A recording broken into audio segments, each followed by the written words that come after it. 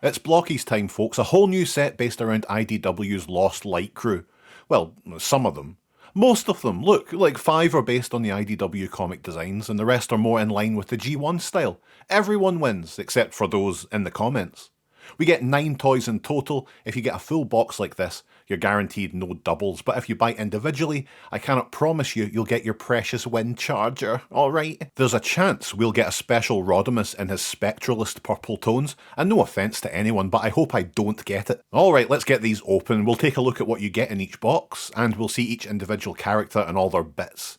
Oh, they've got like a kind of Who's That Pokemon style mystery reveal for a future set. I'm going to say that this is Longtooth. Let's see who's in this first one. Alright, nice, it's IDW Bludgeon. So we get instructions in each, usually a baggie with a character card, 2 sets of hands, and sometimes some silica sweeties. And the other bag contains all the other pieces we need to put together this bad bastard. Now you might be thinking, oh Gavin, this is the 11th Galaxy box set, we know how it works. Good, I'm glad, but every video is someone's first and they might not know, so give them a break. Give them the 30 seconds here to catch up. Look at how easily I'm putting this guy together. Nothing is impossible for me. Oh, that is a nice wee bludgeon, isn't it? This dude's a little less organic in appearance compared to the G1 counterpart, but I love a baddie who goes down the flamboyant orange route. We've got some brand new sculpting here. The guns on the upper arms can swivel around to shoot someone forward, or behind, or if you hate seagulls, up. Similarly, the tank treads and cannon backpack will make sure none of those avian arseholes swoop down to steal Bludgeon's chips. The flaps on the waist can be lifted up so you can see his arse. Or, well look, that's between you and Bludgeon. We get closed fists and open hands to choose from. Look at him waving at you, a little cutie pie. For their size, these lads are fairly posable with hip swivels and ball joints for days. He comes with this sword, which he can hold, thank goodness, and there's Bludgeon. He's nice and vibrant, but with that sense of malevolence. Good. Now it's time for the basics on Hound. Hound's got a slightly different upper torso to Bludgeon's, a little bit less beefy. He looks like he's in his winter vest here, but once assembled, that's a great Hound. I really like the light mint green they went with on the legs and the torso, and even if the back is a little plain, there's enough detail to make up for it. The front is where the action is after all, and they've got more than enough here to keep you happy, as if anything could. The missile on Hound's shoulder can also swivel around, and even if it has trouble smacking off his head from time to time, that's Hound's problem, not ours. Oh great, yeah, Windcharger, yay. I kid, I know Windcharger has his fan. Each set of Galaxy editions has 1 or 2 quite basic lads in here. Windcharger still looks great, it's a lovely rendition of the character, who's every bit as posable as the rest. More, in fact, considering he lacks big armour pieces or other stuff you'd consider fun. He comes with a little gun. Look, he's unlikely to knock your socks off, but if you are someone who loves Windcharger, I doubt you'll need much for that to happen anyway. Ah, that's better. It's Scourge, the tracker. A belter, a fantastic Scourge. I'm a Scourge fan. This boy has the full beard, the grumpy face, the lot. I do wish he had pink fingertips, but that's hardly a deal breaker, is it? A nice backpack with the wings on the hinges, and you can have them folded right back. It's good. Plus we get his big gun, and that's fine. But alongside these 2 usual sets of hands, we also get these 2 claws. Again, would have been nice to have the fingers painted, but you can still put these on and recreate the Thriller dance to your heart's delight. Okay, well it seems we have the main event, the centerpiece of the set, in Rodimus Prime, and it's clear they put a lot into this boy.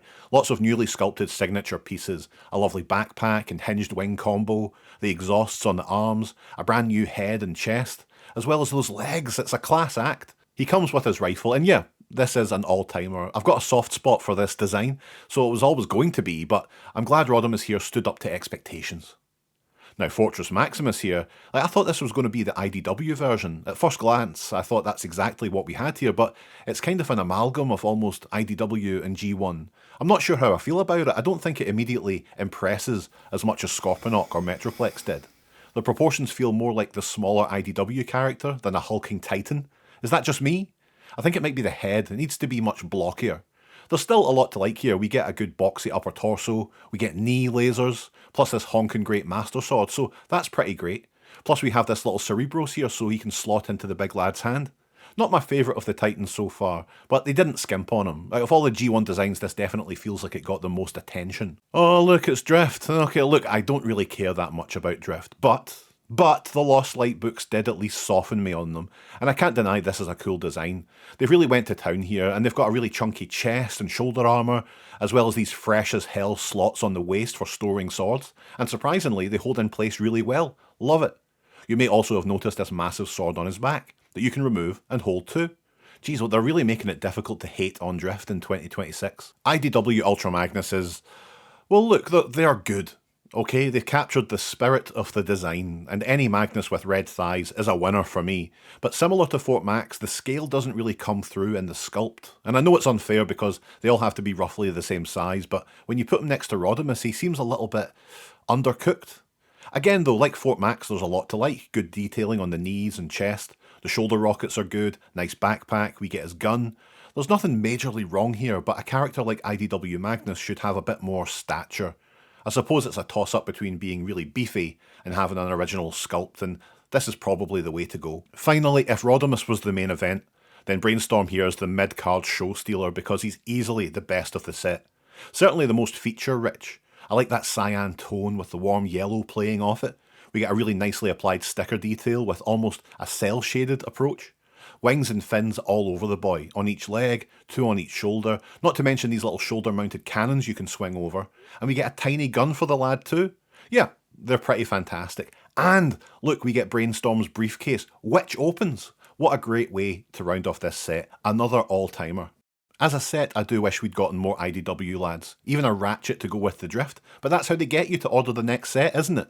It's clear that IDW Designs took the lion's share of the budget here, but the G1 lads are no slouches either. And as a full set, together standing tall, it's a great range of body shapes and colours. Plus, now I've got somewhere to store my micro SD cards. Hold on. Oh my god, are you okay? Ooh, Mommy, Daddy.